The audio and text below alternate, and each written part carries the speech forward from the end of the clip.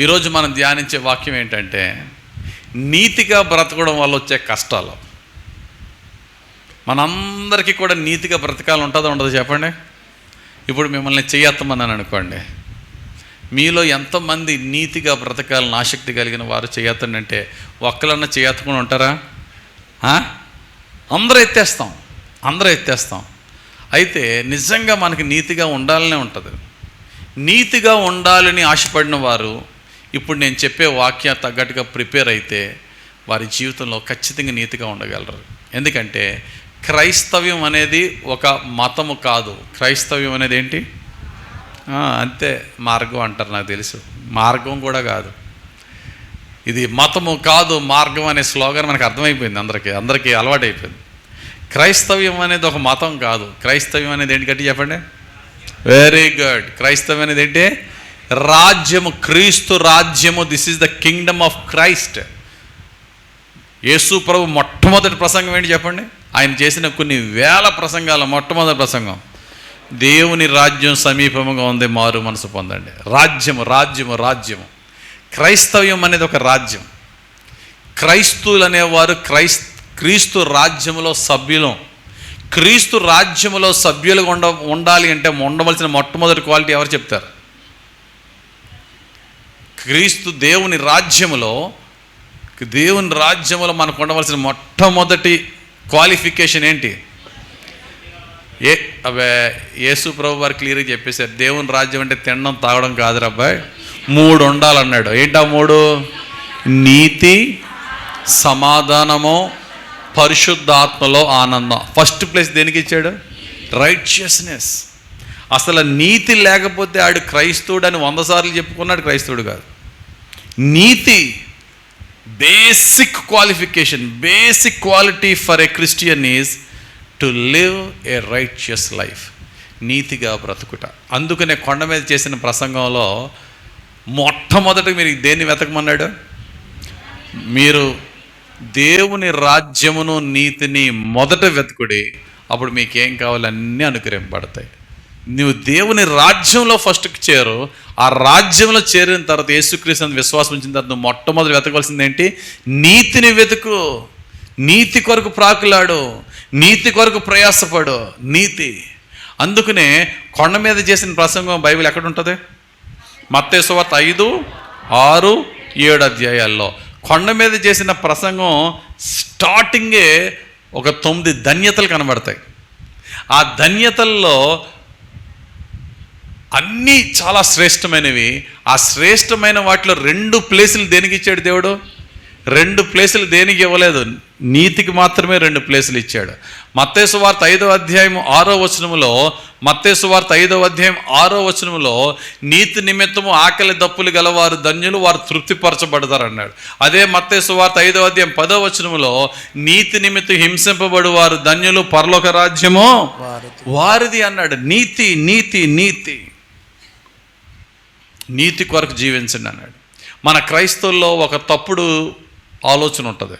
మన క్రైస్తవుల్లో ఒక తప్పుడు ఉద్దేశం ఏంటంటే, నీతిగా బ్రతికితే మనకి దేవుడు వెంటనే ఆశీర్వాదాలు ఇచ్చేస్తాడు, నీతిగా బ్రతికితే వెంటనే దీవెనలు వచ్చేస్తాయి, నీతిగా బ్రతికితే వెంటనే కష్టాలు పోతాయి, నీతిగా బ్రతికితే ఎవడు మన ముందు నిలబడలేడు. కరెక్టా కాదా? నీతిమంతునికి ఆశీర్వాదాలు వెంటనే రావు, వస్తాయి ఇన్ హిజ్ టైం. దానికంటే ముందు శోధనలు, శ్రమలు, బాధలు మామూలుగా కాదు. కాబట్టి నీతిమంతునికి దేవుడు ఇస్తున్న వాగ్దానం ఏంటంటే, నీతిమంతునికి కలుగు ఆపదలు 1-2 34వ కీర్తన 19వ వచనంలో నీతిమంతునికి కలుగు ఆపదలు అనేకములు, వాటన్నిటిలో నుండి యెహోవా వారిని విడిపించును. చెప్పండి, నీతిమంతునికి ఎన్ని ఆపదలు వస్తాయి? అనేకమైన ఆపదల నుంచి. ఎన్నిటి నుంచి దేవుడు రక్షిస్తాడు? ఖచ్చితంగా కొన్నిటి నుంచి రక్షిస్తాడా? కాదు, అన్నిటి నుండి. 101 ఆపద వచ్చిందంటే 101 నుంచి కూడా దేవుడు విడిపిస్తాడు. వాగ్దానం ఉంది. దేవునికి స్తోత్రం కలుగును గాక. ఎస్, నేను ఎప్పుడైతే నీతిని, కృపను వెంబడిస్తామో దేవుడు మనకు ఎదురయ్యేది ఏంటో తెలుసా? జీవం అట. సామెతలు 21:21లో నీతిని, దేవుని కృపను వెంబడించి వెతికేవాడికట, అనుసరించేవాడికట జీవము, నీతి, ఘనత పొందుకుంటాడట. జీవం అంటే నిత్య జీవం. దేవునిలో మనము నీతిని కలిగి నీతిని వెతుకుతూ ఉంటే ఆయన జీవం మనలో ఎంటర్ అవుతుంది. ఆయన జీవం మనలో ఎంటర్ అయ్యి మనం ఊహించిన దానికంటే శ్రేష్టమైన ఆశీర్వాదాలు ఇస్తాడు. అయితే ఆ నీతి పరీక్షింపబడుతుంది. ప్రారంభంలో మన నీతి పరిపూర్ణం అవ్వాలి అంటే మన నీతి ఏమవుతుంది? పరీక్షింపబడుతుంది. మన నీతి పరీక్షింపబడినప్పుడు మన నీతిని పరీక్షించే కష్టాల్లో, శ్రమల్లో మనం నిలబడుతున్నామా, పడిపోతున్నామా? ఆరంభ స్వరత్వంలో నిలబడుతున్నామా, కాంప్రమైజ్ అయిపోతున్నామా? నీతిగా బ్రతుకుతే కష్టాలు రావని ఎక్కడ ప్రామిస్ చేయబడలేదు బైబిల్లో. కానీ బైబిల్లో ప్రామిస్ చేయబడింది ఏంటంటే నీతిమంతునికి కష్టాలలో దేవుడు తోడుంటాడని. ఏమండి, నీతిమంతునికి కష్టాలు రావని ఎక్కడ రాయబడలేదు. కానీ నీతిమంతుడు తన కష్టాల మధ్య దేవుడు అతన్ని విడిచిపెట్టడని వాగ్దానం ఉంది. అందుకనే భక్తుడైన దావీదు అంటాడు, గాఢాంధకారపు లోయలో నేను సంచరించినాను, ఏ అపాయమునకు భయపడిన. కారణం ఏంటి? నీ దుడ్డు కర్ర, నీ దండము నన్ను ఆదరించును. ఏమండి, కష్టాలన్నీ ఉన్నా, శ్రమలున్నా ప్రభు మనతో ఉంటే చాలు మనకి. ఉదాహరణకి షడ్రకు, మేషకు, అబేద్నెగో అగ్నిలో పడేశారు. ప్రభు వారితో ఉన్నాడా? అగ్ని అంటిందాలనే. మంచి తుఫాన్లో సముద్రంలో దూకాడు పేతురు, యేసుప్రభు మీద విశ్వాసం ఉంచి యేసుప్రభు వంక చూస్తూ. మునిగిపోయాడా? ఒకవేళ ఆ పరిస్థితి వచ్చినా ప్రభు ఆదుకున్నాడా లేదా? లేపాడా లేదా? అంటే ఇక్కడ అర్థం ఏంటి? నువ్వు అగ్నిలో ఉండు, నీళ్ళల్లో ఉండు. శ్రమలు అగ్ని లాంటి శ్రమలు, వరదలు లాంటి శ్రమలు మన నెత్తి మీదకి వచ్చి పడినా ప్రభువు మనతో ఉంటే అవేమి మనల్ని తాకవు. ఒకవేళ శ్రమలో కష్టాలు ఏమీ లేకపోయినా ప్రభు మనతో లేడనుకో, ఏమవుతుందో తెలుసా? మనకు కష్టాలు రాలేదు, మనకి శ్రమలు రాలేదు, ప్రభు మనతో లేడంటే ఏమవుతుంది? సాతానుడు లటక్కున మింగేస్తాడు. సుఖాలని, సౌఖ్యాలని మనకి పరిచయం చేసి అక్కడి నుండి పాపంలో పడేస్తాడు. అంతేనా? ప్రభువు మనతో లేకపోతే అయితే పాపము, లేకపోతే డిప్రెషన్లు, వేదనలకు గురి చేస్తాడు. మనకి కష్ట నష్ట బాధలు ఎన్నున్నా ప్రభు మనతో ఉంటే మనం నిలబడే ఉంటాం. మనం ఏమాత్రం కురింగిపోం. కాబట్టి బైబిల్లో యేసయ్య మనకు చెప్తున్న మార్గం ఏంటంటే, నాయనా నా మార్గము నీతి మార్గం. ఆ నీతి మార్గం విశాలమైన మార్గం కాదు. ఆ మార్గం ఏంటట? ఇరుక్కైన మార్గం. It's very vulnerable. శ్రమలో, శోధనలు. నీతిమంతునికి శ్రమలో, శోధనలకు రావడానికి గల కారణం నీతిమంతుడు వీక్ అని కాదు. నీతిమంతుడు వీక్ కాబట్టి అన్ని శ్రమలో, శోధనలు వస్తుందని కాదు. నీతిమంతుడు శ్రమలో, శోధనలు రావడానికి కారణం దేవుడు అతన్ని విడిచిపెట్టాడని కాదు. అతని నీతి అతన్ని సంరక్షించలేకపోవడం కాదు. నీతిమంతునికి శ్రమలో, శోధనలు రావడానికి గల కారణం ఏంటంటే మనము నీతిగా పరలోకంలో ఉన్నామనుకో శ్రమల, శోధనలు రావు. నీతిగా భూలోకంలో ఉన్న ఈ భూమి దేంతో నింపబడి ఉంది? పాపంతోనూ, చీకటితోనూ, దుష్టత్వంతో నింపబడినప్పుడు దుష్టత్వం మధ్యన నీతిమంతుడికి ఎప్పుడు కూడా ఏమవుతుంది? నచ్చం. నీతిమంతుడు దేవుని ప్రేమను పొందుకుంటాడు, కానీ లోక ద్వేషాన్ని కూడా పొందుకుంటాడు. నీతిమంతుడిని దేవుడు ప్రేమిస్తాడు, నీతిమంతుడిని దేవుడు చాలా ప్రేమిస్తాడు. అట్ ద సేమ్ టైం దేవుడు ఎంత ప్రేమిస్తాడో లోకము అంత ఎక్కువగా నీతిమంతుడిని ద్వేషిస్తుంది. ఎప్పుడైతే లోకము నీతిమంతుడిని ద్వేషిస్తుందో ఖచ్చితంగా నీతిమంతుని కష్టాలు తప్పవు. ఈరోజు మనం ధ్యానించే వాక్యం ఏంటంటే, ఈ యొక్క ప్రసంగం ద్వారా నేను మిమ్మల్ని సవాలు చేస్తున్నా, ఈ ప్రసంగం ద్వారా మిమ్మల్ని ఛాలెంజ్ చేస్తున్నా. ఏంటి ఆ ఛాలెంజ్ అంటే, ఒక 7 పాయింట్స్ నేను ముందుంచుతున్నాను. ఈ 7 పాయింట్స్కి మీరు సిద్ధపడి yes I'm ready for the challenge అంటారా? Nothing can shake your righteous life. నీ నీతి జీవితాన్ని ఏది కదల్చలేవు. ఈ 7 పాయింట్స్లో let us prepare ourselves. Point number 1, నీతిమంతుడు నిర్హేతుకముగా లోకము చేత ద్వేషింపబడతాడు. నిర్హేతుకముగా అంటే వితౌట్ రీజన్, నిష్కారణంగా ఏ కారణం లేకుండానే ప్రజల చేత ద్వేషింపబడిన వాడు ఎవడరంటే నీతిమంతుడు. నువ్వు ఎవరిని ఏం అనక్కర్లే, నీ నీతి చాలు నువ్వు కష్టాలు తెచ్చుకోవడానికి. బెస్ట్ ఎగ్జాంపుల్ బైబిల్లో హేబేలు ఎవరి చేత ద్వేషింపబడ్డాడు? తన అన్నైనా కయ్యేను చేత. కయ్యేను ఒక్క చిన్న మాటన్నా హేబేలు దూషించాడా? చిన్న అన్యాయం చేశాడా? చేయలే. హేబేలు చంపే అంత కోపం, కసి, పగ కయ్యానికి రావడానికి గల కారణం ఏంటి చెప్పండి? హేబేలు నీతిగా బ్రతికాడు, దేవుని చేత అంగీకరింపబడ్డాడు. దట్స్ ఇట్, అంతే. హేబేలు నీతిగా బ్రతికి నీకు కోపం రావడం ఏంటి? హేబేలు దేవుని చేత అంగీకరింపబడితే నీకు మధ్యలో కోపం రావడం ఏంటి? కారణం సింపుల్. ఎప్పుడైనా నీ ఆఫీసులో నువ్వు నిజాయితీగా నువ్వు పనిచేస్తున్నావు అనుకో, నీ ఆఫీసులో నువ్వు ఉంటున్న చోట నువ్వు నిజాయితీగా పనిచేస్తున్నావు అనుకో, ఎదుట వాళ్ళ యొక్క అబద్ధ జీవితం బయటపడుతూ ఉంటుంది. నీ ఆఫీసులో నువ్వు బాగా కష్టపడి పనిచేస్తున్నావు అనుకో, ఆఫీసులో సోమరోళ్ళు ఎవరో బయటపడతారు. నువ్వు రానంతసేపు ఆడే పనోడు, ఆడే సూపర్ స్టార్. కానీ నువ్వు వెళ్ళిన తర్వాత నీతిగా కష్టపడి పనిచేసినప్పుడు, ఆహా ఇలా పని చేయాలా అని చెప్పి ప్రక్కన వాళ్ళందరికీ కూడా అప్పటి వరకు యాక్ట్ చేసిన వాళ్ళు యాక్టింగ్ అంతా బయటకు వస్తుందా రాదా? వస్తుంది. నువ్వు వెళ్ళి వాళ్ళ తప్పులు నువ్వు ఏలెట్టి చూపించక్కర్లే, వాళ్ళని నువ్వు కరెక్ట్ చేయక్కర్లేదు, వాళ్ళని నువ్వు బ్లేమ్ చేయక్కర్లేదు. నువ్వు నీతిగా బ్రతికితే ప్రక్కన ఉన్న వాళ్ళ తప్పులు ఆటోమేటిక్గా బయటపడతాయి. నీ ఎప్పుడైతే వాళ్ళ తప్పులు ఎప్పుడైతే ఎక్స్పోజ్ అయ్యాయో, నీ హార్డ్ వర్క్ వారి లేజినెస్ని ఎప్పుడైతే చూపించిందో, నీ నీతి నీ యథార్థత వారి డిజానెస్టీని ఎప్పుడైతే చూపించిందో, ఆటోమేటిక్గా వారికి నీ పట్ల ప్రేమ కలుగుతుందా ద్వేషం కలుగుతుందా? ఈడొచ్చిన తర్వాత బాబు ఈ తలకాయ పోటంతా, ఈడు రాకముందు ఆఫీస్ చక్కగా ఉంది, ఏం చేసాడయ్యా ఆయన నిన్ను? ఓ మాట అన్నాడా నిన్ను? నీ తప్పులు ఎత్తి చూపించాడా? నీ మీద కంప్లైంట్ ఇచ్చాడా? ఏమీ చేయలే. ఏం చేశాడు? యథార్థంగా బ్రతికాడు. అతని యథార్థత పక్కన వాళ్ళ యొక్క అవినీతి బయట పెట్టితే ఇతడు ఏం చేయగలడు?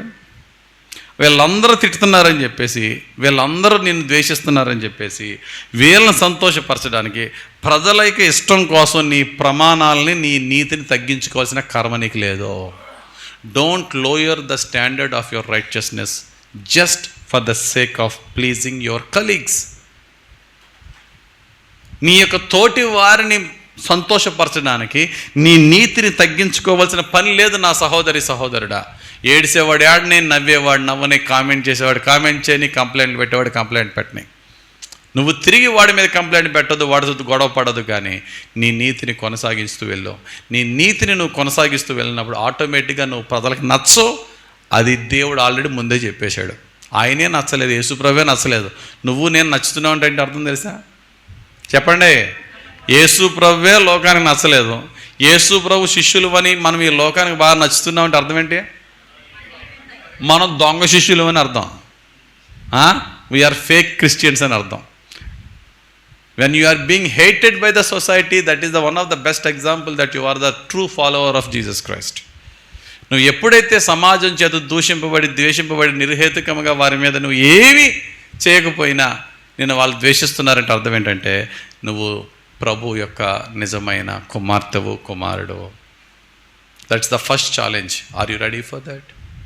నీ ఆఫీసులో నువ్వు ఉంటున్న చోట నీతిగా బ్రతకడం వల్ల ప్రజలకి నిష్కారణంగా నిన్ను ద్వేషిస్తుంటే ఏం పర్లేదు, దేవుని స్తోత్రం అనుకోగలిగితే కమాన్ ముందుకు నడు. మొదటి స్టెప్ నువ్వు ఎక్కినట్టే. ఆ యొక్క ద్వేషానికి దోషానికి నేను సిద్ధమేనండి, నా నీతిని మాత్రం నేను కాంప్రమైజ్ అవనండి అంటే నువ్వు 7 మెట్లలో మొదటి మెట్టు ఎక్కేసావు. దేవునికి స్తోత్రం. ఇక రెండో మెట్టు, నీతిమంతుడు చాలా తీవ్రంగా పరీక్షింపబడతాడు. మామూలుగా చూస్తారు, కానీ నీతిమంతుడిని మాత్రం కొంచెం నీతి ఉన్నా గుడ్డికి ఏకలు లాగినట్టు ఈడు ఎక్కడ దొరుకుతాడా అని లోకం చూస్తుంది. దేవుడు కూడా నీతిమంతుడికి ఎక్కువ పరీక్షలు పెడతాడు. చెప్పండి, బైబిల్ ఒక ఎగ్జాంపుల్ చెప్పండి. యోబు నీతిమంతుడికి ఎక్కువ పరీక్షలు పెడతాడు దేవుడు. యోబుని పరీక్షించినట్టుగా ఎక్కడన్నా ఎవరన్నా పరీక్షించాడు దేవుడు? యోబు అంత నీతిమంతుడు కూడా బైబిల్ ఎక్కడా లేడు. The more your righteous the more you will be tested. నీతిమంతుడు తీవ్రమైన పరీక్షలు ఎదుర్కొంటాడు. దానికి సిద్ధమేనా? ఎగ్జామ్ బాగా ప్రిపేర్ అయినాడు ఎప్పుడైనా ఎగ్జామ్ రాస్తాడు. ఎగ్జామ్ ప్రిపేర్ అవునాడు అప్పుడే వచ్చేసి పరీక్షలు కంగారు పడతాడు. ఎగ్జామ్ బాగా ప్రిపేర్ అయినాడు ఎంత స్ట్రిక్ట్ ఇన్విజిలేటర్ వచ్చినా పర్లేదు, అంతేనా? పోనీ ఎగ్జామ్ బాగా ప్రిపేర్ అవ్వకపోయినా నీతిగా ఉన్నావు అనుకో, యథార్థంగా ఎగ్జామ్ రాస్తాను అనుకో, సెంట్రల్ స్క్వాడ్ వచ్చినా సరే నీకేంటి?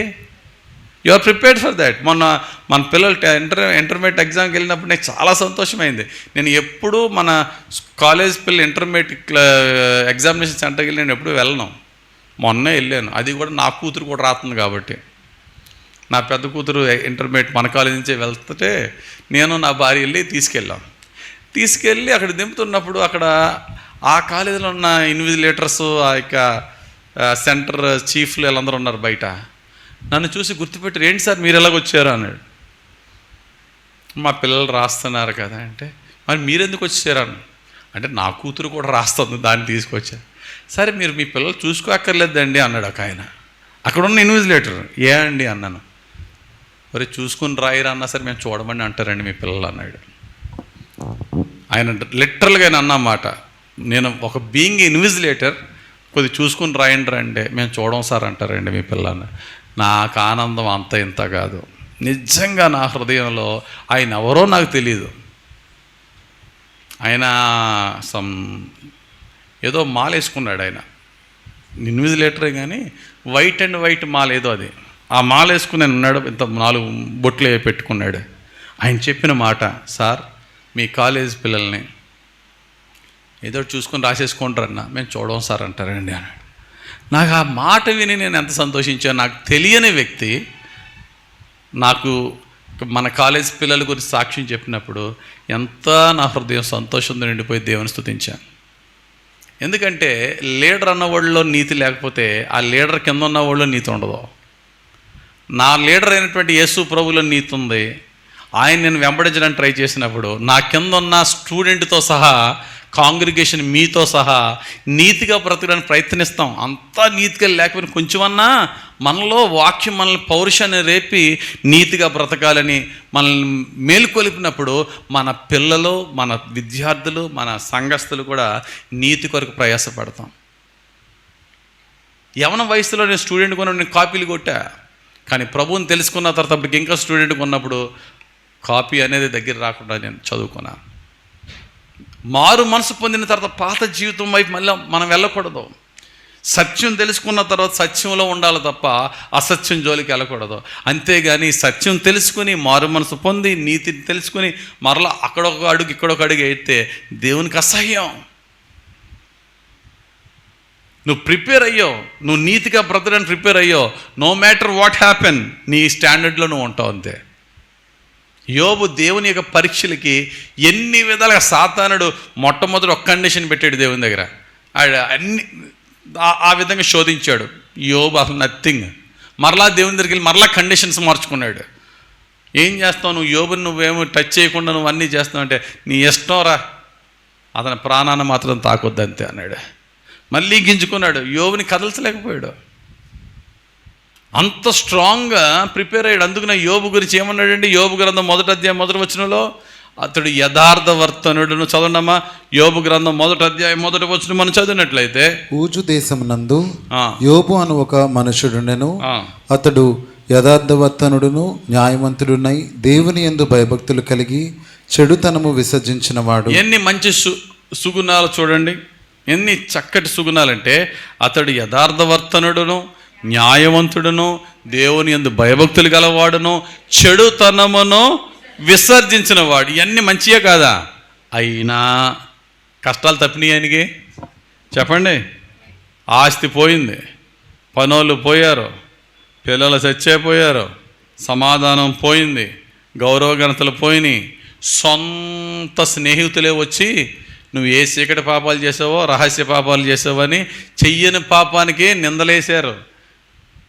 ఏకైక భార్య కూడా దెప్పింది. అన్ని అవమానాలు, శరీరం అంతా వేదన, పెయిన్స్. ఎక్కడుంది ఆయనకి సమాధానం? అన్నీ పోయాయి. అంత యథార్థవంతునికి అంత భయంకరమైన పరీక్ష ఎదురయ్యింది. అయితే యోబు గ్రంథం చివరి అధ్యాయానికి వచ్చేటప్పటికి యోబు నీతిని దేవుడు విడిచిపెట్టాడా?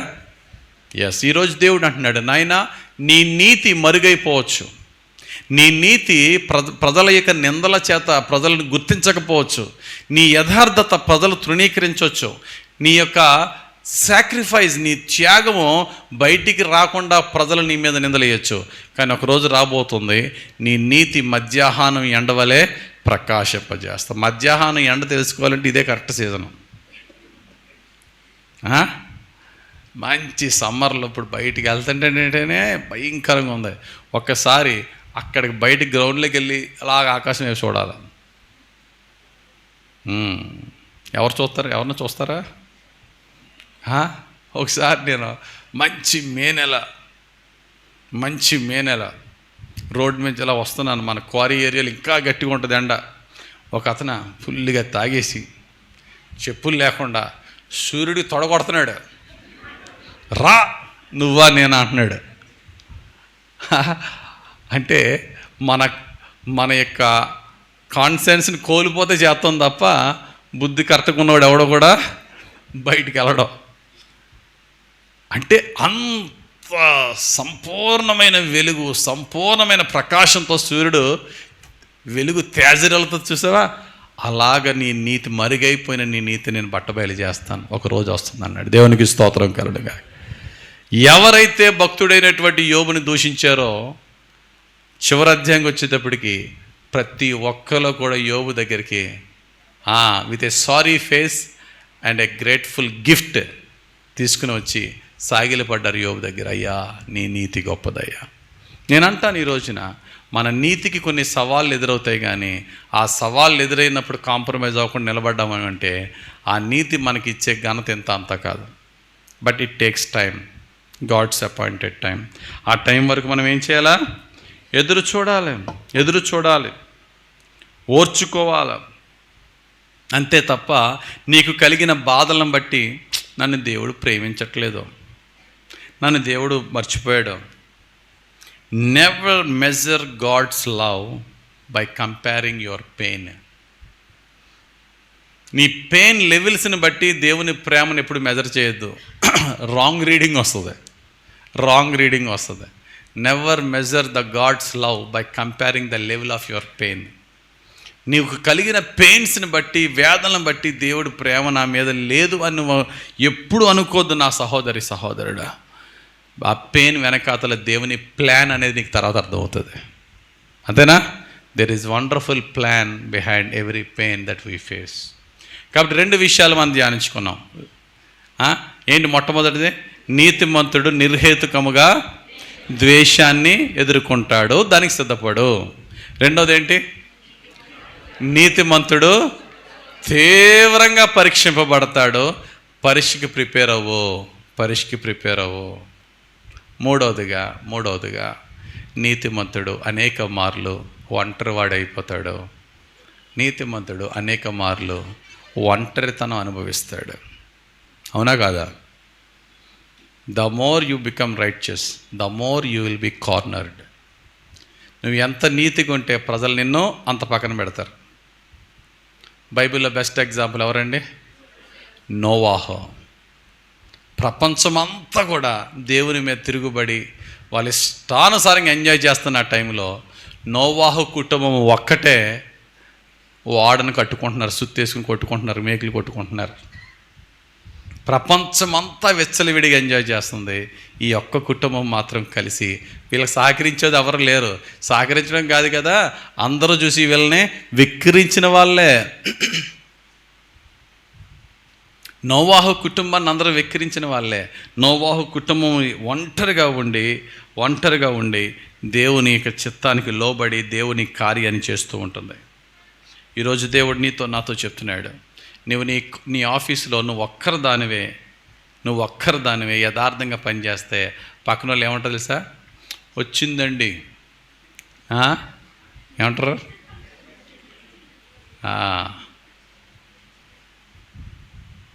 నీ యొక్క చర్చ్లో నువ్వు యథార్థంగా ప్రార్థనలు గడుపుతున్నప్పుడు అప్పటి వరకు లోకంగా తిరిగి ఉండొచ్చు. నువ్వు బయట కొంతమంది మనల్ని చూసినప్పుడు మన ఫ్రెండ్సే కామెంట్ చేస్తూ ఉంటారు. మన చర్చ్లో, మన క్వారీ చర్చ్లో ఎవరైతే బైబిల్స్ తెచ్చుకున్నారో చూపించండి అన్నాను. చూపించారు, దించేశారు. ఎవరైతే తెచ్చుకోలేదో చెయ్యేస్తాడు అన్నాను, ఎత్తారు. అందులో ఒక సహోదరుని అడిగాను, కుర్రోడిని, మొన్నే బాప్తిస్మం ఇచ్చాను. ఏనాయనా ఎందుకు తెచ్చుకోలేదు బైబిల్ అంటే వాడే చెప్పిన ఆన్సర్ ఏంటో తెలుసా? సార్ తెచ్చుకున్నాను పాస్టర్ గారు, కానీ మా వాళ్ళందరూ సెంటర్లో బాగా కామెంట్ చేస్తున్నారని వాళ్ళకి కొంచెం ఫీల్ అయ్యి అంటే భయపడి తెచ్చుకోలేదు సార్ అన్నాడు. ఎవరికి భయపడ్డాడట? వాళ్ళలో నిజంగా మారు మనసు వచ్చింది. ఒకప్పుడు తాగి తిరిగినోడే నిజంగా మారు మనసు పొందాడు కుర్రాడు, చక్కగా ఉన్నాడు. వాడు బైబిల్ తీసుకుని గుడికి ఇలా బైబిల్ తీసుకుని వచ్చేస్తాడంటే జనాలు నవ్వులు, వెక్కిరింతలు, రకరకాల కామెంట్స్. దెబ్బకి నెక్స్ట్ సండే వితౌట్ బైబిల్ చేతులు ఊపుకుంటూ వచ్చాడు. నేను చెప్పాను, నాయన ఆ నవ్వులకే భయపడితే ఎలారా, ఆ కామెంట్స్కే కృంగిపోతే ఎలా పోవా? ఇంకా నువ్వు ఎన్నో హింసలు ఎదుర్కోవాల్సి వస్తుంది దేవుని కొరకు. నవ్వులకే కాంప్రమైజ్ అయితే హింసకి ఎలా నిలబడతావు నాయన? డెఫినెట్లీ మన జీవితంలో దేవుని కొరకు నీతిగా యథార్థంగా ఆత్మీయంగా బ్రతుకుతున్నప్పుడు కొన్ని వెక్కిరింతలు, కొన్ని నవ్వులాటలు, కొన్ని హింసలు ఎన్ని ఎదురవుతాయి. వచ్చిందండి ప్రార్థనా పరురాలు, వచ్చిందండి పతివ్రత, వచ్చేయండి భక్తుడు, ఎస్, అన్నిటినీ కూడా నవ్వుతూ తీసుకోలే తప్ప కృంగిపోకూడదు. సమాజంలో సంఘంలో ఉన్నప్పుడు నీ వాయిస్ అందరూ ఎస్ అంటే నువ్వు ఒక్కడే నో చెప్పే పరిస్థితి రావచ్చు. వద్దండి అది రాంగ్ అండి అని నువ్వు అనొచ్చు, కానీ అందరూ ఎస్ చెప్పొచ్చు. నువ్వు మాత్రం అది తప్పు అన్యాయం అయినప్పుడు అన్యాయంగా నో అని నువ్వు చెప్పావనుకో, అందరికీ నచ్చుతావా? నచ్చో. అయితే ఒక మంచి మాట చెప్తాను, గుర్తుపెట్టుకో. నీ జీవితంలో if standing with God leaves you, stay alone. If standing with God leaves you standing alone, you are never alone. If standing with God leaves you stand alone, you are never alone. నువ్వు దేవునితో నిలిచి ఉండుట నిన్ను ప్రజలలో ఒంటరిగా నిన్ను చేస్తే నువ్వు ఎప్పటికీ ఒంటరి వాడవు కావు. దేవునితో నీవు నిలబడుట వలన నీవు ఒంటరిగా ఉండవలసిన పరిస్థితి ఏర్పడతాయి. దేవునితో నువ్వు నిలబడుట వలన నువ్వు ఒంటరిగా ఉండవలసిన పరిస్థితి కనుక ఏర్పడితే నువ్వు ఎన్నటికీ ఒంటరి వాడవు కాదు. ఎందుకని? దేవుడు నీకు బహు దగ్గరగా ఉంటాడు. దేవుడు నీకు బహు సమీపంగా ఉంటాడు. చెప్పండి, అందరితో ఉండడం బెటరా, ఒంటరిగా ఉన్న దేవునితో కలిగి ఉండటం బెటరా? ఎస్, భక్తులు ఆ విధంగానే ఉన్నారు. నోవాహు అందరితో కలిసి ఉందామనుకునే ఆలోచన ఉండొచ్చు, కానీ అందరూ దేవుని విడిచిపెట్టినప్పుడు మీరు వద్దు, నాకు దేవుడే కావాలని నిలబడ్డాడు నోవాహు. అందరూ జలప్రలయం లయమైపోయారు, నోవాహు తన కుటుంబాన్ని రక్షించుకున్నాడు. ఈరోజు దేవుడు చెప్తున్న మాట అదే. నీ ఆఫీస్లో, నీ స్కూల్లో, నీ కాలేజీలో, నీ సంఘంలో నువ్వు నీతిగా బ్రతకడానికి నిర్ణయించుకున్నప్పుడు స్టార్టింగ్లో ప్రజలేని కామెంట్ చేయొచ్చు, నవ్వులాట ఆడొచ్చు, లేకపోతే రకరకాలుగా నువ్వు చేసిన పాత జీవితంలో నీ తప్పుల్ని ఎత్తి చూపించవచ్చు. చెప్పు, అవునరా బాబు, నేను ఒకప్పుడు పనికిమాలు ఉండేరా బాబు. మీరు నవ్వడానికి కూడా ఒక కారణం ఉంది. నేను ఒక పనికిమాలిన జీవితం జీవించిన వాడినే, కానీ ఇప్పుడు మారాను అని వాళ్ళు నవ్వుతే ఒకరోజు నవ్వుతారు, 10 రోజులు నవ్వుతారు.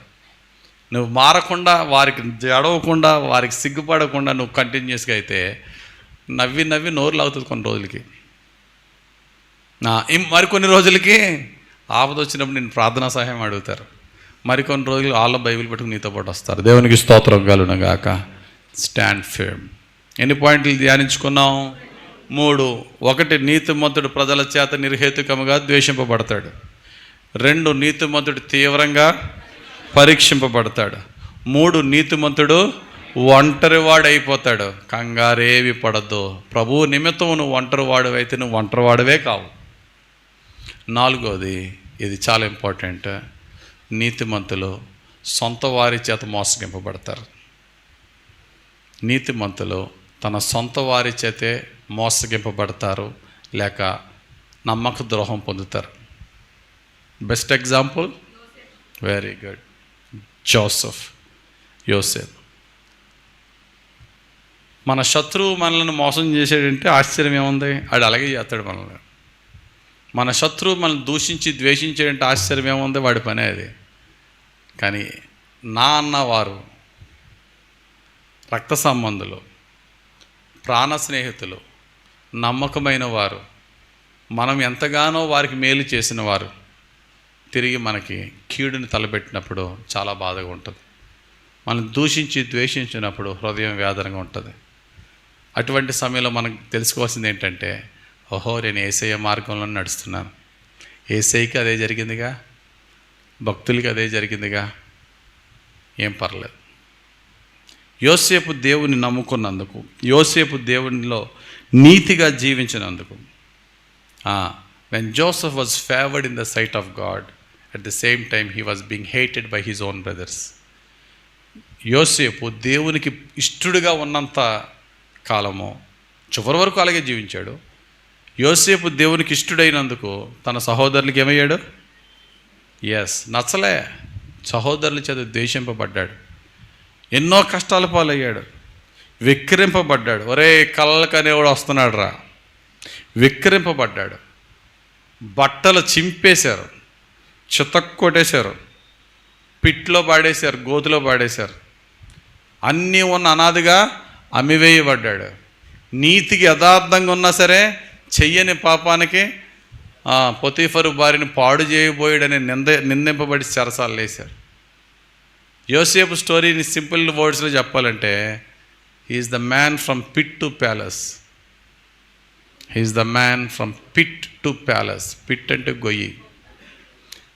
ప్రజల చేత, సొంత రక్త సంబంధుల చేత కొట్టివేయబడి గోతులో త్రోసివేయబడిన స్థితి నుండి ఎక్కడ తీసుకెళ్ళాడు దేవుడు? ప్యాలెస్లో ప్రధానమంత్రి సింహాసనం కూర్చోబెట్టాడు దేవుడు. కారణం ఒకటే, తను నమ్ముకున్న తన దేవుని పట్ల నీతిగా యథార్థంగా ఉన్నాడు.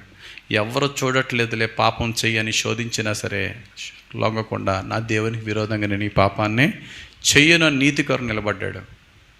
13 సంవత్సరాల కష్టాలు అనుభవించాడు. 1 సంవత్సరం 2 సంవత్సరాలు కాదు. మనం 2-3 రోజులు చూసి దేవుడు నన్ను చూడట్లేదా అంటాం. 2-3 రోజులకే 2-3 రోజులకే దేవుడు నన్ను మర్చిపోయాడా? 13 సంవత్సరాలు కఠినమైన శిక్ష అనుభవిస్తున్నప్పుడు యోసేపు నీతి ఎంత గొప్పదో చూడండి. ఎన్నడూ దేవుని ప్రశ్నించలేదు. ఎందుకు ప్రభువా నాకు ఎలా చేసావు ప్రశ్నించలేదు. అందుకనే డైరెక్ట్గా ఎవడి తలంపులకి కూడా ఊహించలేని స్థితి ప్రధానమంత్రి. అంతకన్నా పెద్ద పోస్ట్ ఏమైనా ఉంటుందిగా? లేదు. అందుకనే యోసేపు అన్నయ్యలు యోసేపుని చూసి కూడా గుర్తుపట్టలేదు. మా తమ్ముడు ఎక్కడో పార కొట్టుకుంటూ ఎక్కడో బానిసకి ఎక్కడో ఉంటాడు, కానీ ఆ చైర్లో కూర్చున్నాడు. ఒకవేళ ఉంటే మా తమ్ముడు పోలికలు ఉన్నాడేమో, కానీ మా తమ్ముడు ఎందుకు అవుతాడు? వాళ్ళ ఊహకి కూడా అర్థంగా. అందుకనే దేవుని తలంపులు, దేవుని కార్యాలట, దేవుని ప్రేమించే వారి విషయంలో ఆయన కార్యాలు కంటికి కనబడవు, చెవులకి వినబడవు, హృదయానికి అగోచరం, బియాండ్ అవర్ హ్యూమన్ అండర్స్టాండింగ్. ఆయనకి నీతికి యథార్థంగా నమ్మకంగా బ్రతికినప్పుడు, శోధనల మధ్య, శ్రమల మధ్య, అవమానాల మధ్య మన నీతిని కొనసాగించినప్పుడు, మన సొంత వారే మనల్ని బాధపరిచినప్పుడు ఆయన వైపు చూస్తే దేవుడు అంటున్నాడు దేవుడు ఈరోజు మనతో చెప్తున్న మాట ఏంటంటే, I will neither leave you Nar forsake you. నేను నిన్ను విడవను, ఎడబాయ్. నువ్వు ఎంత నీతిగా ఉంటే, ఎంత మంచిగా ఉంటే ప్రజల దగ్గర నుంచి అంత మంచి ట్రీట్మెంట్ వస్తుందని ఎప్పుడు ఊహించుకోవద్దు చెప్తున్నాను. Though you are being good with others, people will treat you bad. నేను అందరికీ చాలా ప్రేమగా, చాలా మంచిగా ఉంటాను, అందరి ప్రేమను పొందేసుకుంటాను, అందరికీ ప్రేమ ఇచ్చేస్తానంటే తీసుకుంటారు, కానీ తిరిగి ఓవర్ నీకు. నువ్వు ఎంత ప్రేమ ఇచ్చినా తీసుకుంటారు. చివరికి మళ్ళీ నీకు వచ్చేది ద్వేషము, దూషణ, అంతే, అవమానమే. కాబట్టి మనం ఎప్పుడు కూడా ఫిక్స్ అయిపోవాలి, ప్రేమించడం నా పని. ప్రేమ అక్కడి నుంచి వస్తే దేవునికి స్తోత్రం, రాకపోయినా దేవునికి స్తోత్రం. మంచిగా ఉండడం నా పని. ఎదుటివాడు మంచిగా ఉన్నా దేవునికి స్తోత్రం, లేకపోయినా దేవునికి స్తోత్రం. ఆడు నాకు మంచిగా ఉంటాడని నేను ఆడికి మంచిగా ఉండట్లేదు. నా ప్రభువు మంచిని పొందుకోవడానికి నేను మంచిగా ఉంటున్నాను, అంతే, సింపుల్. చెప్పండి మీరందరూ, యోసేపు కష్టాలకు కారణం ఏంటి? యోసేపు తాను పొందిన వల్నరబుల్ లైఫ్, భయంకరమైన వేదనకరమైన జీవితం అతడు పొందడానికి అతని పాపమా? అతని పాపం వల్ల నీ కష్టాలు వచ్చినాయా? ఏమై ఉంటుంది చెప్పండి. యోసేపు జీవితం అంత శ్రమల పాలవడానికి గల కారణం ఏంటి? అతడు చేసిన పాపాలా? లేదే, పాపం ఏం లేదే బైబిల్. మరేంటి? అతని నీత, యథార్థత. ఓ మాట చెప్పనా, దేవుని అందరే భయభక్తులు, ఏం కాదు, ఒకటే సింపుల్. అతని మీద ఉన్న దేవుని పిలుపు, అతని మీద ఉన్న దేవుని పిలుపు, అతని మీద ఉన్న దేవుని purpose. When God is having great purpose upon any person, immediately he will be targeted by the devil. దేవుడు ఒక వ్యక్తి మీద గొప్ప ప్రణాళిక కలిగి ఉన్నాడు అంటే సాతానుడు విచ్చలవిడిగా రెచ్చిపోతాడు వాడిని ఎలాగన్నా ఆ ప్రణాళికకు, ఆ డెస్టినీకి చేరకుండా ఉండడానికి. వాడు డైరెక్ట్గా వచ్చి ఏమీ చేయడు, కానీ అలాగని చెప్పి ఆ అభిషక్తుల లోపల రాలేడు. కానీ వాడికున్న ఏకైక వెపన్ ఏంటంటే ఆ వ్యక్తి చుట్టూరు ఉన్న వాళ్ళని పొసెస్ చేస్తాడు first. He couldn't shake the man of God, but what all he could do is అతని చుట్టూరు ఉన్న వాళ్ళు. యోబులోకి రాలేకపోయాడు, కానీ యోబు భార్యలోకి రాగలిగాడా? That is the work of devil. యోసేపు జీవితంలో అంత శోధనకరమైన పరిస్థితి, జీవితం 13 సంవత్సరాల వేదన గల కారణం అతడు చేసిన తప్పులు కాదు, అతని నీతి కాదు, అతను ఒకటే, అతని మీద ఉన్న దేవుని ప్రణాళిక సాతానుడికి తెలుసు. ఇతడు చాలా గొప్పవాడవుతాడు అని సాతానుడికి తెలుసు. ఆ గొప్పతనానికి రీచ్ అవ్వకుండా ఉండాలంటే ఎలాగన్నా సరే నీతిలోంచి డైవర్ట్ చేసేలా, ఏదో టెంప్టేషన్లో పాడేలా, ఏదో సెక్స్ స్కాండల్లో పాడేలా, ఏదో క్రైమ్లో పాడేయాలా, ఏదో ఈ యొక్క అవినీతిలో పాడేయాలా, ఎక్కడా కూడా ఛాన్స్ అవ్వకుండా యోసేపు నిలబడ్డాడు, శ్రమను ఫేస్ చేశాడు. ఈరోజు గుడ్ న్యూస్ ఏంటి తెలుసా? When you are being targeted by the devil, ఈరోజు నువ్వు సాతాను చేత, శ్రమల చేత, శోధనల చేత ఎక్కువ శోధింపబడుతున్నావు అంటే అర్థం ఏంటో తెలుసా? Speak to yourself, I'm having wonderful destiny in the sight of the Lord. God has a great purpose in my life. అందుకనే సాతాను గాడు కంగారు పడిపోతున్నాడు. నాకు ఈ శ్రమలో నా సొంత వారు నా మీద తిరుగుబడిపోవడానికి కారణం ఏంటి? నేను నా సొంత కుటుంబస్తులకు నచ్చకపోవడానికి కారణం ఏంటి? పాపం వాళ్ళది కాదు తప్పు, నన్ను ఏమీ చేయలేక వాళ్ళల్లోకి దూరి సాతాను నన్ను అటాక్ చేస్తున్నాడు. అంతేనా?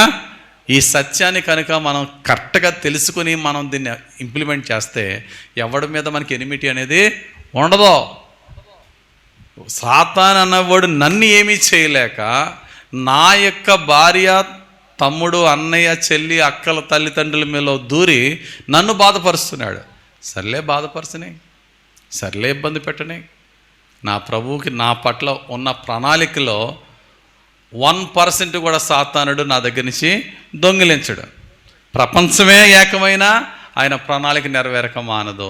నా పని ఒకటే, నా నీతిని చివరి వరకు కొనసాగించడం, ప్రభు యందు నాకున్న విశ్వాసం గట్టిగా పట్టుకోవడం. దేవుని ప్రణాళిక ఎవరి మీద హెచ్చుగా ఉంటుందో, దేవుని ప్రణాళిక ఎవరి మీద హెచ్చుకుంటుందో సాతానుడికి వాళ్ళే టార్గెట్. వాడిని డైరెక్ట్గా ఏమీ చేయలేక వాడు చుట్టుపక్కల వాళ్ళని ప్రేరేపిస్తాడు. కనుక మనం ఏం చేయాలి చెప్పండి? మన చుట్టుపక్కల వాళ్ళ మీద మనము చెప్పండి, మన బాధపరిచిన వాళ్ళ మీద మనము కోపం పెట్టుకోవద్దు. వాళ్ళు మనం మోసం చేశారు. Let not their betrayal make our heart bitter. Don't let the betrayal make you bitter. Betrayal అంటే ద్రోహం, బిట్టర్ అంటే చేదు. ఎవడైతే మన మీద మోసం చేసి మనకి ద్రోహం చేసాడో వాడి మీద హృదయం ఎలా ఉంటుంది? చేదు. చేదు అంటే ఏంటి? ద్వేషం, కోపం, పగ, retaliation. Don't let that betrayal bitter your heart. ఆ ద్రోహము, ఆ మోసము నీ హృదయాన్ని చేదు చేయనవ్వాలి. Don't let the wounds become weapons in your life. మన గాయాలు ఏమైపోతాయి? వెపన్స్గా మారిపోతాయి. ఆడు కొట్టాడా, ఈ దెబ్బకి రెట్టింపుకు ఆడు కొట్టాల. మన వూండే వెపన్ అయిపోద్ది. Don't let the wound become weapon. Don't let the betrayal become bitter makes your heart bitter. ఏం చేయాలి? ప్రార్థన చేయి. సత్యం తెలుసుకో.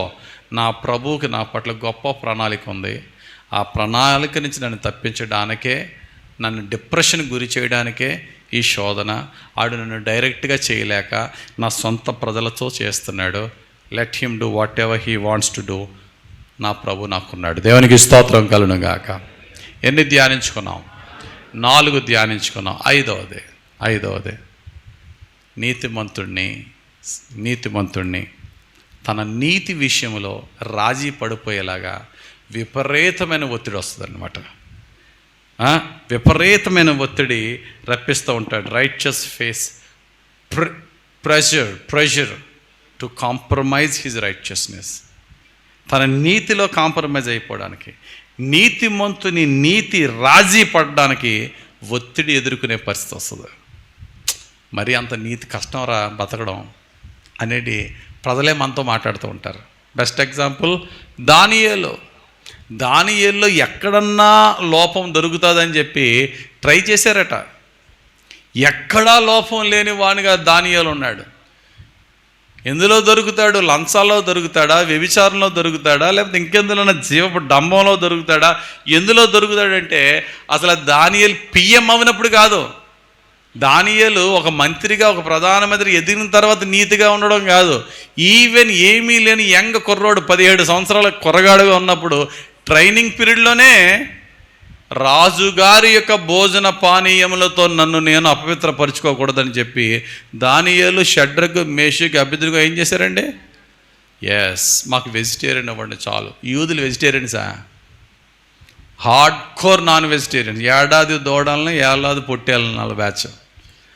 అంత hard core non vegetarians become pure vegetarians. కారణం ఏంటంటే రాజుగారి టేబుల్ మీద పెట్టే నాన్ వెజిటేరియన్ అంతా కూడా వారి దేవతలకు బలి అర్పించి పెట్టిన ఆ ఫుడ్తో మమ్మల్ని మేము డిఫైల్ చేసుకోమని చెప్పి వాళ్ళు వాటరే తాగారు, ద్రాక్షారసం తాగలేదు, శాకాహారంగా వెజిటేరియన్స్ అయ్యారు, మాంసం తెలియదు. అంటే right from their diet, food నుంచి, right from their graduation level, intermediate degree చదువుతున్నప్పటి నుండి తమ్మును తాము ఎంత డిసిప్లిన్లో పెట్టుకున్నారో చూడండి. ఏదో మంత్రి అయిపోయిన తర్వాత, డబ్బులు వచ్చిన తర్వాత కాదు, రైట్ ఫ్రమ్ దేర్ బేసిక్స్, పునాదుల నుంచి కూడా దైవ భయము, దైవ భక్తితో వారు జీవించారు. ఎప్పుడైతే ప్రెజర్స్ వచ్చినాయో కాంప్రమైజ్ అయ్యారెల్లో. షడ్రకు, మేషకు, అబేద్నెగో కాంప్రమైజ్ అయ్యారా? కాంప్రమైజ్ అవ్వకుండా అగ్నిలో పడవేయబడ్డారు. దానియేలు కాంప్రమైజ్ అవ్వకుండా సింహాల బోర్లో త్రోసివేయబడ్డాడు.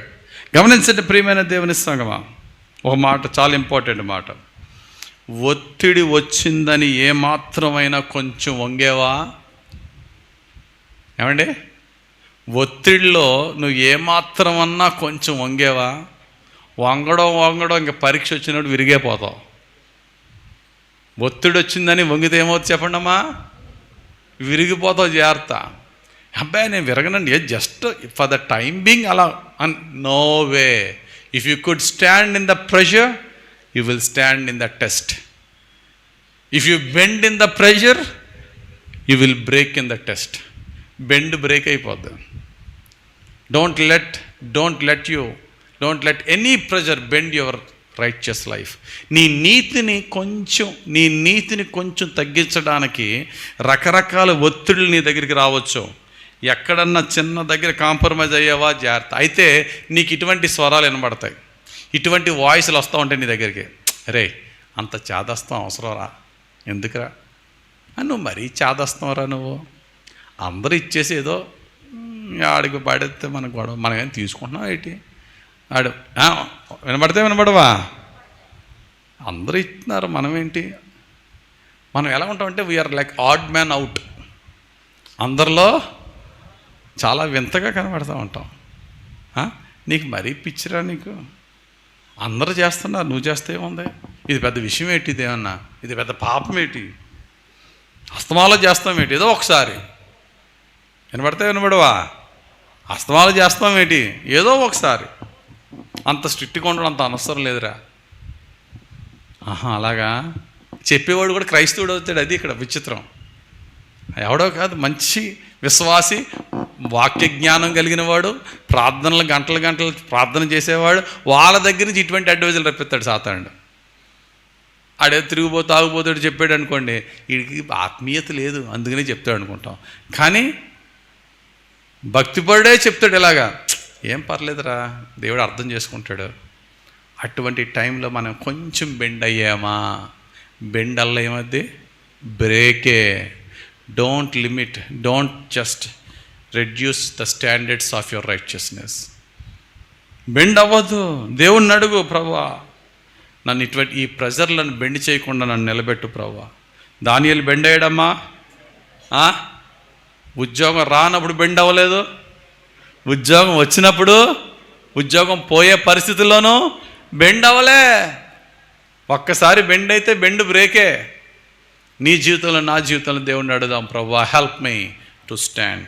ఎప్పుడో పరీక్ష వచ్చినప్పుడు కాదు, ఎర్లీగానే నేను నిలబడగలగాలి, ముందుగానే నిలబడగలగాలి ప్రభా. ఒత్తిడి వచ్చినప్పుడు నిలబడే స్థితి కాదు ప్రభా.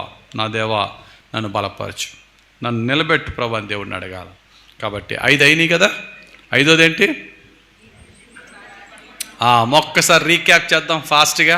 మొట్టమొదటి, నీతిమంతుడు ప్రజల చేత నిర్హేతుకముగా ద్వేషింపబడతాడు. 2వది చెప్పండి, నీతిమంతుడు తీవ్రమైన పరీక్ష ఎదుర్కొంటాడు. Very good. 3వది, నీతిమంతుడు ఖచ్చితంగా ఒంటరి జీవితాన్ని ఎదుర్కొని, నేను ఒక్కడనే ఉన్నా నాకు తోడు కావాలనొద్దు, దేవుడే తోడు నీకు. అంతేనండి, మనకి యేసయ్య తోడు చాలు.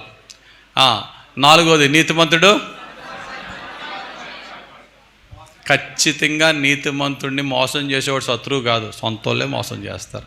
దానికి కూడా సిద్ధపడదాం, వాళ్ళ మీద జాలి చూపుదాం.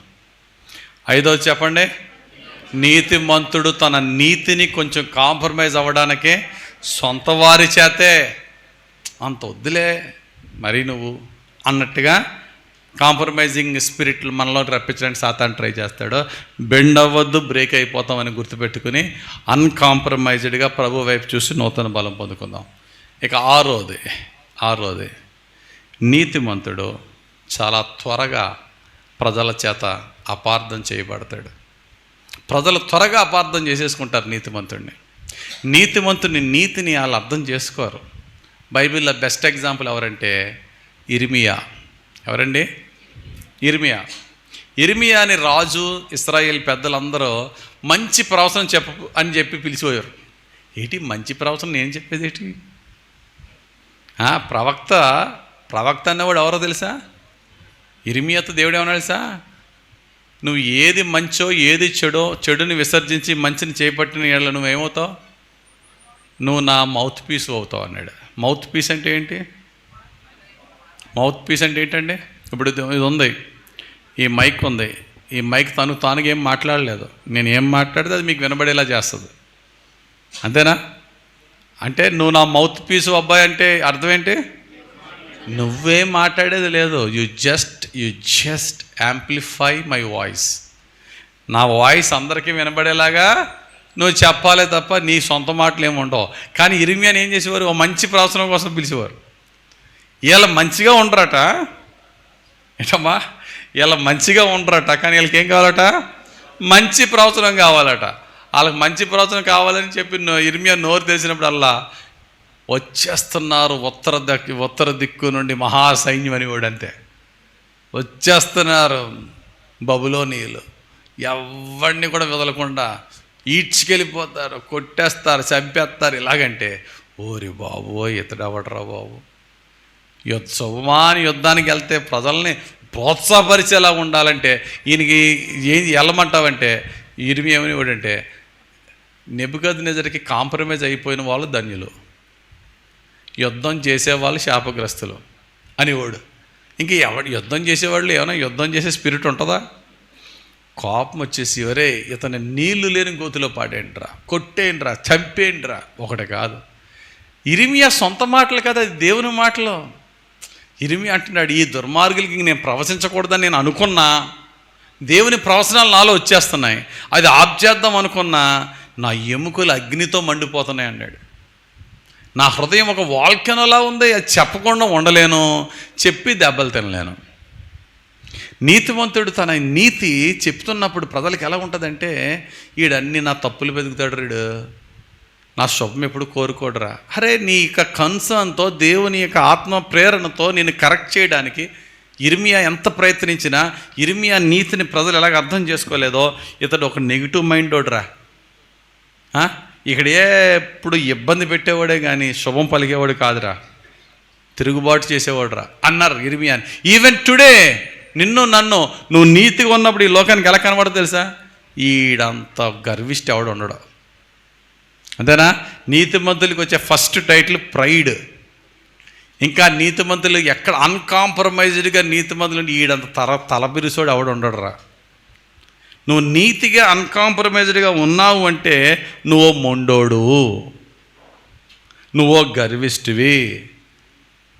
అరే మార్రా అని అడిగితే నువ్వు ఒక జడ్జిమెంటల్, తీర్పులు తీర్చేసేవాడవు. ఇటువంటి మాటలే వస్తాయి. నీ హృదయాన్ని, నీ హృదయ వేదనని ఎవడు అర్థం చేసుకోడు. నీకు రకరకాల లేబుల్స్ పెడతారు, రకరకాల టైటిల్స్. కానీ ఒక మాట చెప్పనా, don't ever chase the human labels, always try for the divine approval. దేవుని చేత అంగీకరింపబడు చాలు. ఆడే లేబుల్ ఇచ్చాడా, ఈ లేబుల్ ఇచ్చాడా కాదు. వీడు ఇక్కడికి వచ్చి నువ్వు నీ ఎంత మంచోడు లేడంటే పక్కకి వీడు పెద్ద దొంగేదో అంటాడు. అంతేనా? నీ ముఖం ముందేమో నువ్వు మంచోడు అంటాడు, పక్కకి వెళ్ళిన తర్వాత ఆడు ఎడుతున్నాడని చెప్పి వీడు దొంగేదో ఎవడు లేడు అంటాడు. ఆ లేబుల్ మనకెందుకు? ప్రజల నాలుగు ఎలాగైనా ట్విస్ట్ అయిపోతాయి. Don't ever chase the human labels, always always always live for the divine approval. దేవునికి అంగీకారంగా నేను బ్రతికితే చాలు. మనుషులు ఇచ్చే ప్రశంసలు నాకు అవసరం లేదు. ఇర్మియా అలాగే బ్రతికాడు, చివరి శ్వాస వరకు అలాగే బ్రతికాడు. ప్రియమైన దేవుని సంగమా, నువ్వు నీతిగా బ్రతికినప్పుడల్లా ప్రజలు నిన్ను అపార్థం చేసుకుంటారు. నువ్వు ప్రజలు అపార్థం చేసుకుంటున్నారని చెప్పేసి ప్రజలకు నచ్చినట్టుగా నువ్వు ఎన్నడూ ప్రవర్తించొద్దు దేవుని వ్యతిరేకంగా. భక్తుడైన పౌలు అంటాడు, నేను ఇంకనూ మనుషులను సంతోషపరచువాడనైతే క్రీస్తుకి దాసుడను కాలేను. కాబట్టి 6వ పాయింట్గా నీతిమంతులు ప్రజల చేత అపార్థం చేయబడతారు, బాధింపబడతారు. అండ్ చివరిగా ఏడవది, నువ్వు ఎంత ఎక్కువ నీతిగా ఉంటే you have to suffer that much. అంత ఎక్కువ వేదన నీ జీవితంలో, అంత ఎక్కువగా నీవు బాధపడవలసి వస్తుంది. The more you riches, the more you will B troubled. దానికి సిద్ధపడు. ఏమండి, భూమి మీద ఆదాము అవ్వల్ని దేవుడు పుట్టించి, దేవుడు తయారు చేసి నేటికి సుమారుగా బిబ్లికల్గా 6000 సంవత్సరాలైంది. ఈ 6000 సంవత్సరాల్లో భూమి మీద నడిచిన మనుషుల్లో అందరికంటే నీతిమంతుడు ఎవరు? ఈ భూమి మీద ఉన్న వాళ్ళు అందరికంటే నీతిమంతులు ఎవరు? యేసు ప్రభువుని కంటే నీతిమంతుడు ఎవడున్నాడు? అందరికన్నా ఎక్కువ నీతిమంతుడు, అందరికన్నా ఎక్కువ శ్రమలు పొందాడు. అదేనా? అందరికన్నా ఎక్కువ నీతిమంతుడు. The most righteous suffered the most. అంత నీతిమంతుడు ఎక్కువ శ్రమలు పొందాడా లేదా? పొందాడు. యేసు ప్రభు తన సొంత ప్రజల చేత రిజెక్ట్ చేయబడ్డాడు, తన సొంత శిష్యుల చేత మోసగింపబడ్డాడు, అన్యాయమైనటువంటి తప్పుడు ఆరోపణలు పొందాడు, ప్రజల చేత కొట్టబడ్డాడు, ప్రజల చేత దూషింపబడ్డాడు, ప్రజల చేత విక్రయింపబడ్డాడు, ప్రజల చేత సిలువ వేయబడి చంపబడ్డాడు. ఆయనే ఆ పెయిన్ భరించి ఫేస్ చేశాడు. Who we are.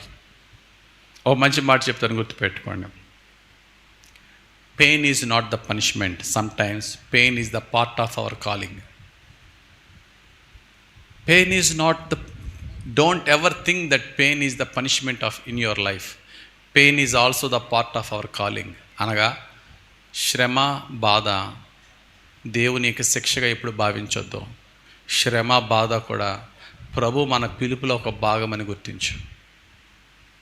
ప్రభు మనల్ని పిలుచుకున్న పిలుపులో, ఆ పిలుపుకి లోబడి ముందుకు వెళ్ళటంలో శ్రమ, బాధ కూడా ఏంటి చెప్పండి? ఒక శ్రమ, బాధ మన పిలుపులో ఒక భాగము. కాబట్టి ఒక గాయపడిన విశ్వాసుని చూసి దేవుడు ఈ విశ్వాసాన్ని విడిచిపెట్టాడని ఎప్పుడు అనుకోవద్దు. ఒక గాయపడిన విశ్వాసాన్ని చూసి ప్రభు ఇతనికి ఇచ్చిన పిలుపులో ఇది ఒక గాయము కూడా ఒక భాగము.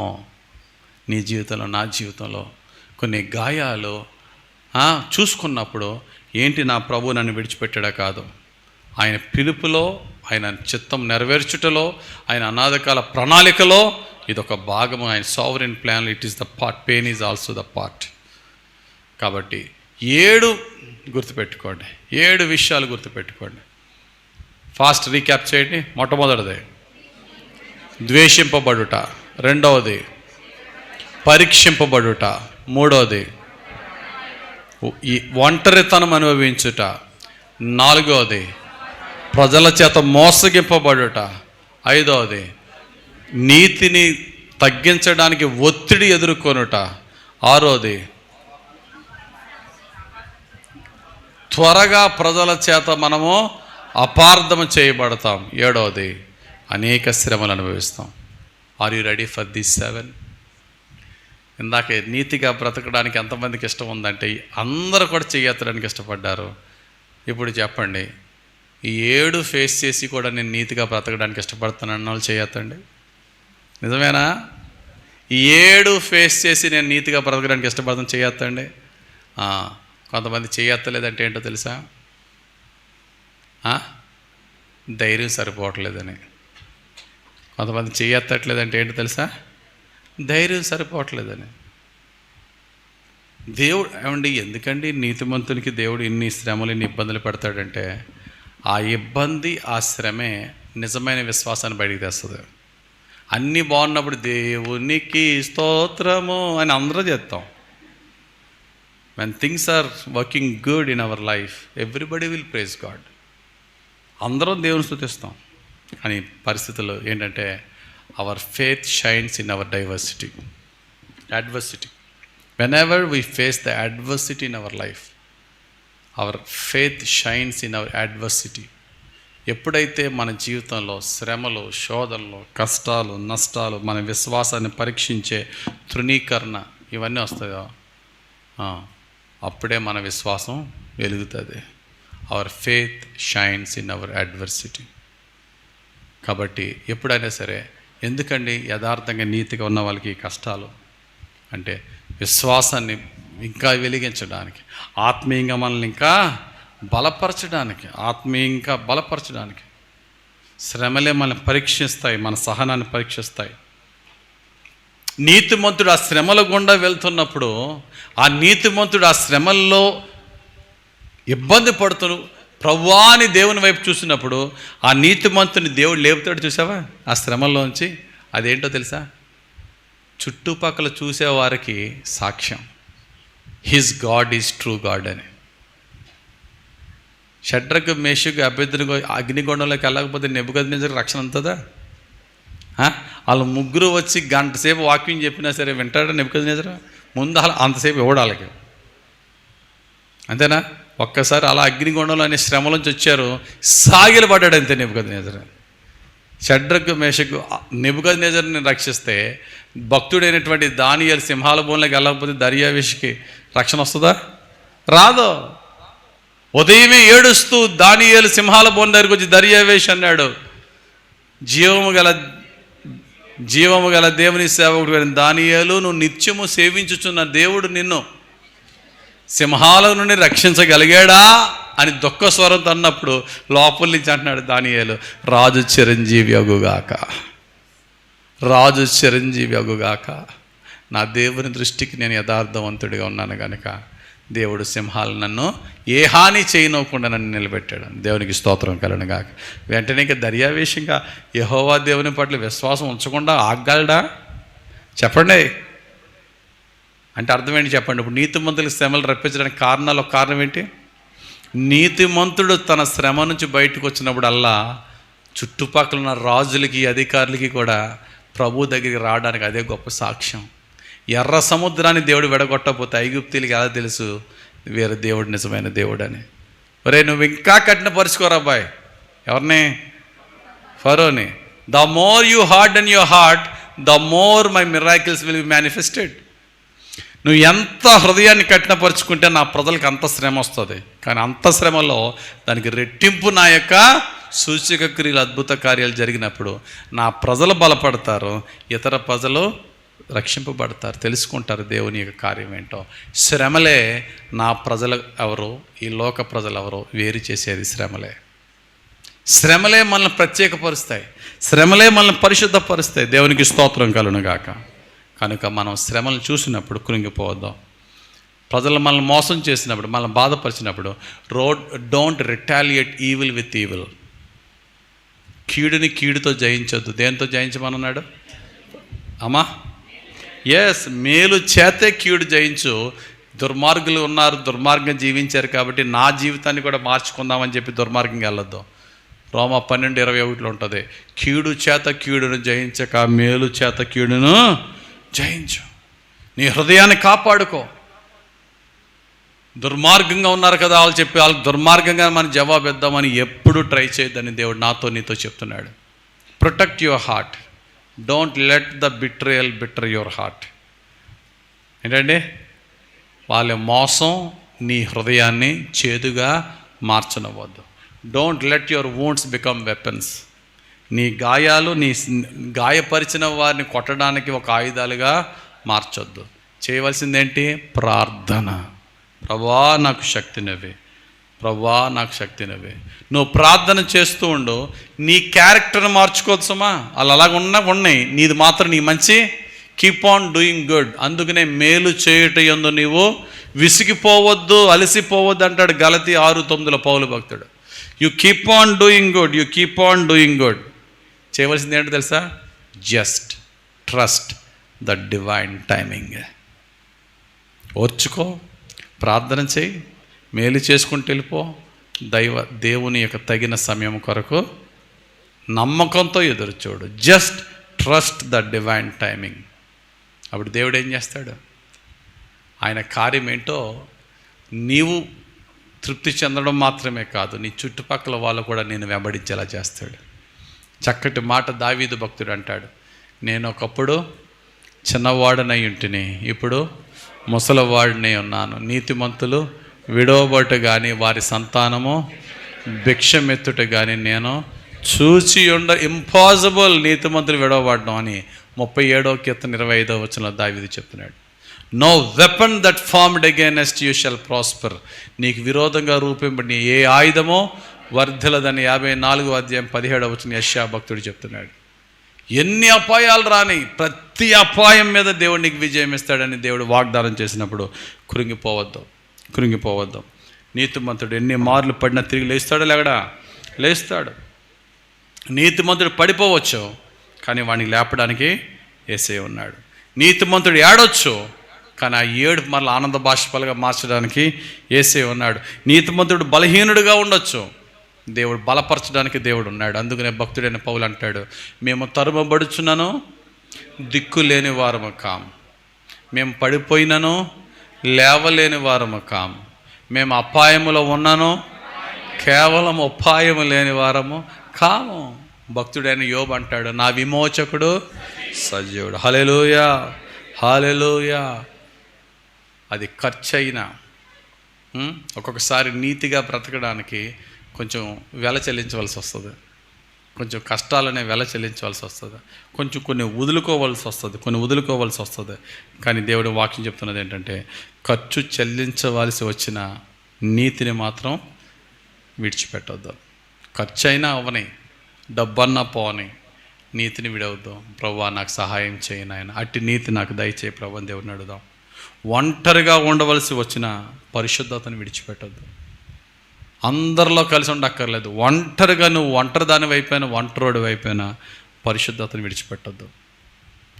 అది బాధ కలిగే పరిస్థితి అయినా విశ్వాసం మాత్రం నిలిచి ఉండు.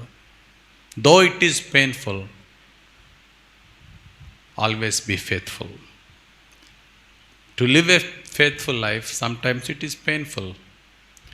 నువ్వు నమ్మకంగా జీవించడం అనేది కొంచెం శ్రమల పాలు, ఇబ్బంది పాలు అవ్వచ్చు. బట్ ఇన్ ద పెయిన్ఫుల్ సిచ్యువేషన్లో కూడా ఫెయిత్ఫుల్గా ఉండడానికి మనము ప్రయాసపడాలి. అది కష్టమైనా సరే దేవునికి విధేయత మాత్రం మనం తప్పొద్దు. దేవుడు ఈరోజు అదే కోరుతున్నాడు నీ నుండి, నా నుండి కూడా. ఎందుకంటే నీతిమంతుల దేవుడు నమ్మకమైన వాడు, నీతిమంతుల దేవుడు నమ్మదగిన వాడు, నమ్మకస్తుడు. ఆయన విడిచిపెట్టడు. I will never leave you nor forsake you, I will neither leave you nor forsake you.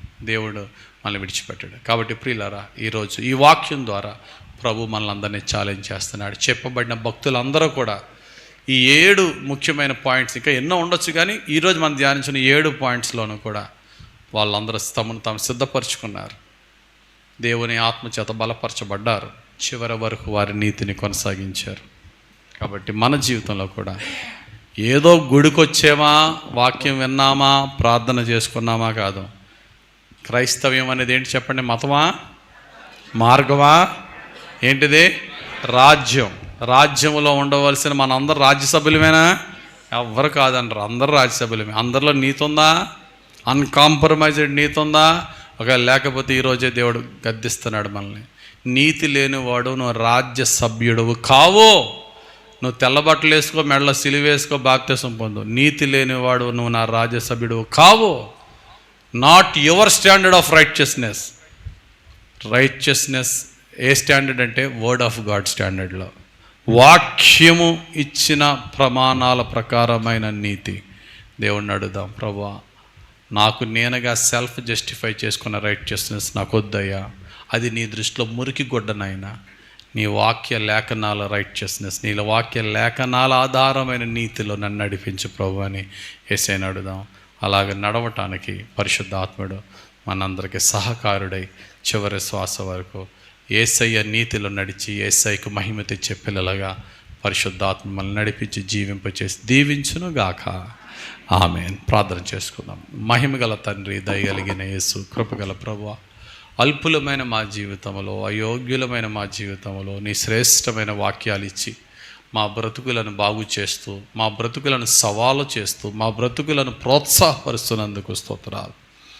ధ్యానించిన వాక్య ప్రకారముగా మేము నీతిగా జీవించటానికి మా జీవితంలో అయా ప్రజల చేత ద్వేషము, తృణీకరణ ఎదురైన అయ్యా మా నీతి ఎలాగ పరీక్షింపబడిన ప్రభా, మేము ఒంటరి వారమైపోయినా ప్రభా, మేము అయ్యా ప్రజల చేత మోసగింపబడిన, తీవ్రమైన ఒత్తిడికి లోనైన, ప్రజల చేత తప్పుగా అపార్థం చేయబడిన, విపరీతమైన శ్రమలే వచ్చిన యేసయ్య నిన్నే ఆధారం చేసుకుని నీ ఆత్మ బలమునే పొందుకొని తండ్రి నీ ప్రేమ, నీ కృపలోనే మా చివరి శ్వాస వరకు నీ నీతిలోనే మేము కొనసాగే ధన్యత, దీవెన, అభిషేకము, నీ కృప మాకు, మా కుటుంబస్తులకు దయచేయండి అయ్యా. ఏమైనా వదులుకోవాలి కానీ నిన్ను, నీ అందులో విశ్వాసమును, నీ నీతిని, నీ ప్రేమను విడవకుండా జీవించే నీ వాక్య లేఖనానుసారమైన నీతినే యేసయ్యా, నిన్ను పోలిన నీతినే మాకు, మా కుటుంబాలకి, మా చివరి శ్వాస వరకు మాకు అనుగ్రహించి మమ్మల్ని ధన్యులుగా దీవించమని యేసుక్రీస్తు ప్రభు పుణ్యనామంలో ప్రార్థించి వేడుకొనిచున్నాము తండ్రి. ఆమేన్. God bless you. అందరూ లేచి నిలబడదాం.